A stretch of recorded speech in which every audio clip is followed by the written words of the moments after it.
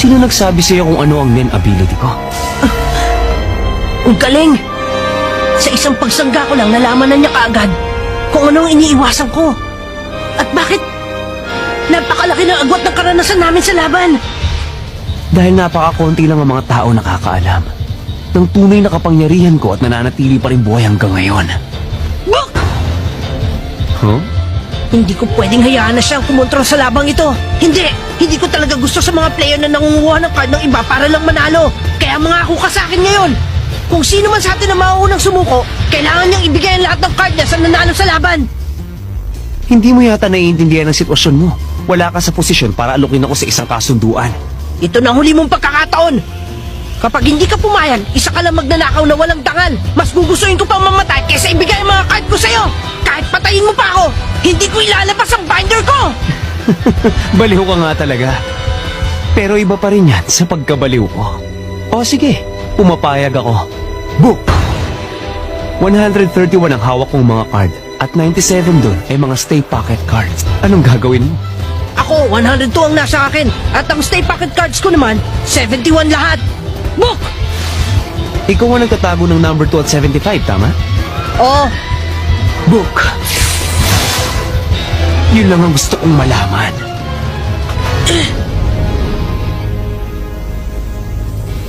Okay din ang ren mo, ha? Kaya lang, wala pa yan sa kalingkingan ng sakin.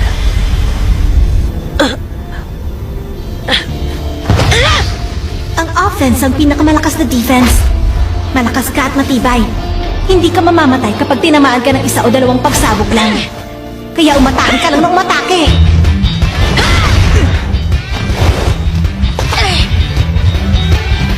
May kakayahan din ang batang ito. Pero masyado pang hilaw ang teknik niya pagdating sa paggamit ng aura. Hindi ko maintindihan kung bakit ang laki ng kumpiyansa niya.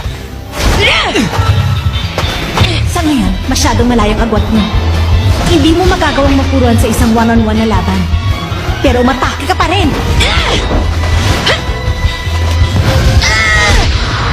Dahil sigurado mapapabagsak ka niya kahit ano pang gawin mo. Hindi mo pa rin sinasagot yung tanong ko sa'yo kanina. Sino nagsabi sa'yo tungkol sa kapangyarihan ko? Sa bagay, hindi na mahalaga yun. Ang gusto ko lang iparating sa'yo, hindi ko na kailangan gamitin ang Nen ability ko para lang talunin ka. Ayon pa rin sa plano. Kapag napapaniwala mo na siya na hamak na mas malakas siya sa'yo, doon na magsisimula ang pagbitag mo sa kanya. Os! Alam ko kung anong dapat kong gawin ngayon. Pero hindi ko talaga gustong pakiramdam na magpatalo lang ng ganito. Pipilitin ko siyang gamitin ang ability niya. Tsaka na ako babalik sa plano. Mukhang kulang pa sa'yo ang sakit na nararamdaman mo, ha?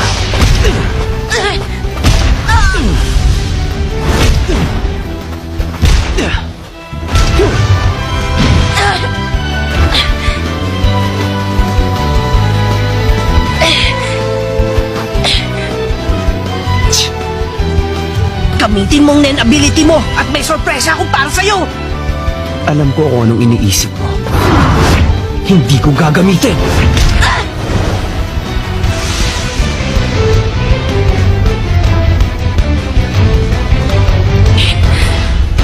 Matigas ang ulo mo, ha?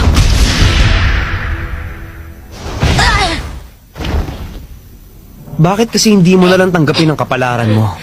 Wala kang pag-asang manalo sa akin. Sino may sabi? Nandito pa ako. Hindi pa ako natatalo. Mukhang nagkamali ako sa isang ito. Binabawi ko na mga sinabi ko kanina. Mali ako, malakas ka pala. At bilang gantimpala mo, gagamitin ko ang ability ko. Ang laban na ito'y patatagan ng pag-iisip, hindi ng pisikal na lakas. Kailangan kong durugin ang fighting spirit niya. Ang kagustuhan niyang lumaban, ang kagustuhan niyang tumayo, ang katigasan ng ulo niya. Hanggat hindi ko ito ginagawa, siya ang tipong hindi tatanggap ng pagkatalo. Kailangan lunukin ko ang pride ko at maging mautak. Ipapakita ko sa iyo na lahat ng katapangan mo at pagsisikap mo ay baliwala laban sa akin. Sige lang!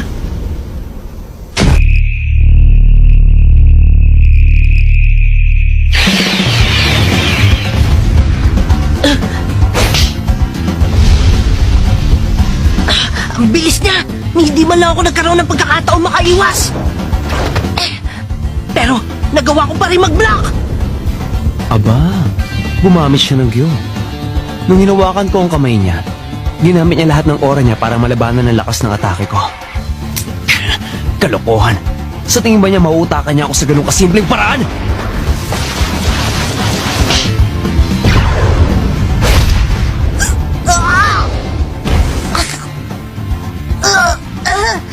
Anong problema? Normal na suntok lang ang ginawa ko ah. Natural. Kung itutuon mo lahat ng aura mo sa bahagi ng katawan mo, mahahawakan ko. Wala ka na matitirang pandepensa sa ibang bahagi. Sumuko ka na. Pinapatagal mo lang ang sarili mong paghihirap ng ganyan. Walang saysay ang ginagawa mo. Tama ang sinabi ni Biske. Buburahin ko yung ngisi dyan sa pagmumukha mo!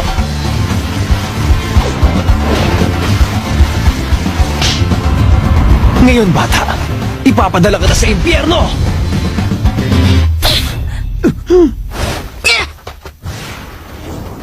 Imposible! Ang lakas ng suntok na yun! Paano niya nagawa makaligtas? Ibig sabihin, nakahanap siya ng paraan para ibabaan na tamo niyang damage sa katawan niya. Ibig sabihin, nagawa niyang ibaling ang aura niya sa sikmura niya sa huling segundo bago siya sumuntok. Nahulaan niyang hindi ko gagamitin ang atake kong Little Flower sa kamay niya. Hindi. Sa itsura niya, hindi siya nanguhula. Naiintindihan ko na. Nalaman mo nang dahil sa Gyo. Tusok ang bata ka. Ipapakita ko sa iyo ngayon na walang silbi laban sa kapangyarihan kong ganyang kababaw na strategy. Kapag nahuli ka ng Little Flower attack ko sa kahit anong bahagi ng katawan mo na walang sapat na aura, halimbawa, sa mukha mo, mabubura ng puwersa nito ang lahat dyan hanggang sa hindi ka na makilala. Kapag sa kamay o paa ka naman tinamaan, masusunog ang balat mo at mapipinsala ang mga ugat at kalamnan. Pwedeng maubusan ka ng daliri. Imposibleng maprotektahan mo ng Gyo ang bawat parte ng katawan mong matamaan ko gamit ng atake kong ito. Anong gagawin mo? Kung ako lang, hindi ko na gustong ituloy. May napagtanto rin ako dahil sa laban nating ito. May talento ka at malaki ang potensyal, maganda ang hinaharap at marami pang pagkakataon na lumakas. Talaga bang sasayangin mo ang lahat ng iyon? Alang-alang lang sa pride mo sa pakikipaglaban. Sumuko ka na lang kasi pesting bata ka. Kapag ipinahiwatig na niya na balak ng gamitin ng dalawang kamay niya para sa Little Flower, masamang sinyalis na yun. Yun na ang tamang oras para ipatupad na ang plano natin. Patawad, Biske. Kiluwa. Magiging makasarili muna ako sandali. Dahil may naisip akong gusto kong gawin. At hindi ako matatahimik hanggat hindi ko to nasusubukan. Kung talagang seryoso ka sa sinabi mo, susuko ka na! Gentro! Sayang naman. Ipaparamdam ko sa iyo ngayon na may mga bagay na mas masahol pa sa kamatayan. Hindi na kita pagbibigyan. Pasasabugin ko ang parehong braso mo. Protektahan mo ng giyong alin dyan na ayaw mong mawala. At pagkatapos nun, pasasabugin ko naman na natitira mong braso at kaliwang binti. Gamitan mo ng giyong alin dong ayaw mong mawala. Ganun lang magpapatuloy ang laban natin hanggang maubusan ka na ng galamay. Subukan mo lang gawin kung kaya mo! Heto na. Tikman mo to!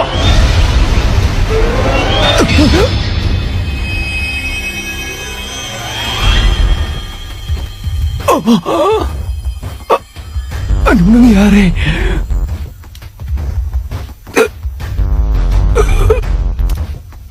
Dugo. Pero paano? Nakatama siya sa akin. Ibatong ka mo!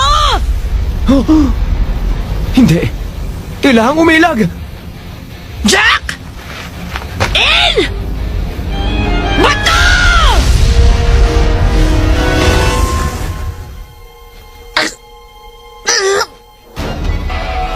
Tinamaan ba ako? Hindi. Nahulog lang ako. Ano bang nangyari? Hindi ko maintindihan. Naintindihan ko na. Ang pesteng batang ito! Sinakripisyo niya ang pareho niyang kamay! Pero hindi. Hindi pantay naging pinsala.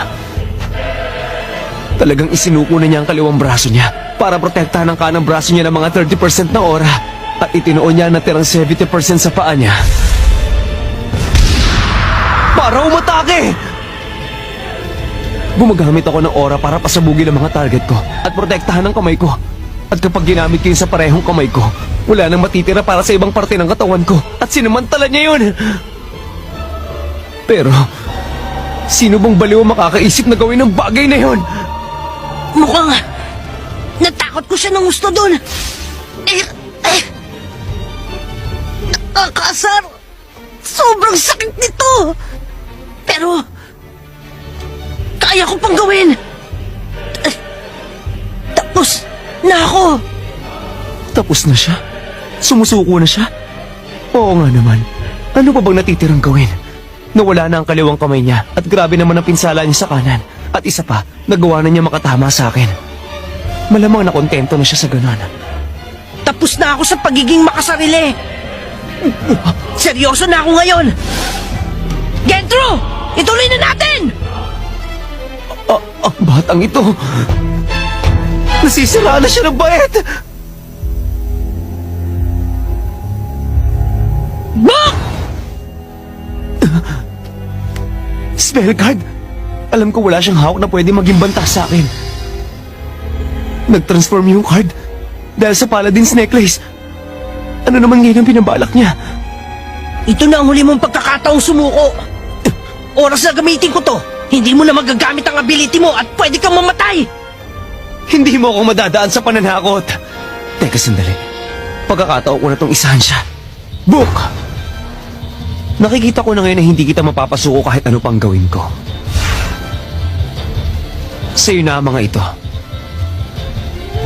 Patatahimikin ko na lang siya. Dudurugin ko ang lalamunan niya at tatanggalan ko siya ng malay.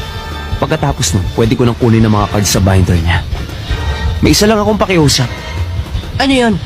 Kung okay lang, pwede mo bang iwan na lang sa akin ang card na ito?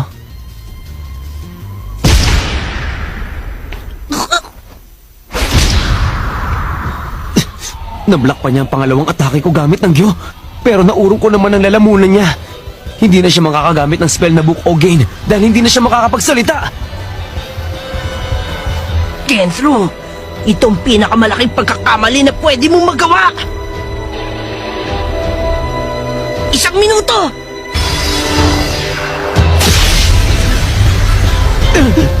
Ang amoy na to! Hindi mo na magagamit ang little flower attack mo. Lagot ka na sa akin ngayon! Book! Binuhusan mo pala ako ng gasolina. Matalino ka rin. Totoong hindi ko na magagamit ng little flower ko ngayon dahil dito. Pero meron pa akong isa pang ability. Ang tinatawag kong countdown. Gamit nung nalalagyan ko ng bomba ang mga target ko, kailangan ko lang sila mahawakan at masabi ang salitang bomber. Isa lang ang paraan para matanggal ang bomba. Kailangan ako mahawakan ng target habang sinasabi ang mga katagang nahuli ko ang bomber. 10 beses ang nilakas nun kumpara sa little flower. Hindi ka na makakagamit ng nen para i-block yun. At natupad ko na ang kondisyon para ma-activate ang bomba. Kapag nahawakan kita ngayon habang sinasabi ang salitang bomber, magsisimula ka agad ang countdown. Subukan mo tumakbo kung gusto mo. Kung may natitira ka pang lakas para doon. Natupad na rin ang lahat ng kondisyon. Para dito! Iba to ang kamao! Ito yung atahang ginawa niya kanina. Kapag lumapit ako, tatamaan ako. Ginagawa niya ba yan para lumayo ako? Jack! In! Bata!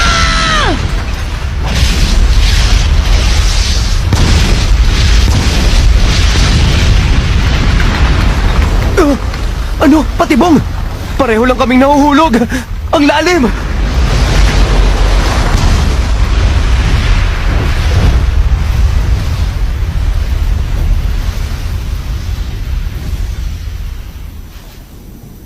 Ang taas nito.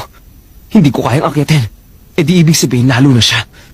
Para saan pa ang butas na to? E nakulong din siya dito kasama ako. Nawala siya. Genthro! Kapag tinanggal mo ang isang card mula sa binder mo sa loob ng 1 minuto, kuusa itong magiging item!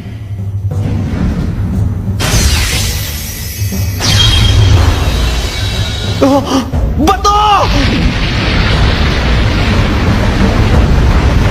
Ah!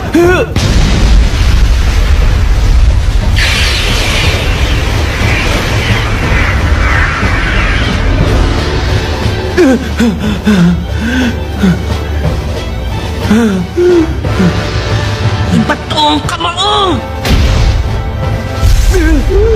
Jack! In! Wag! Teka muna! Suko na ako!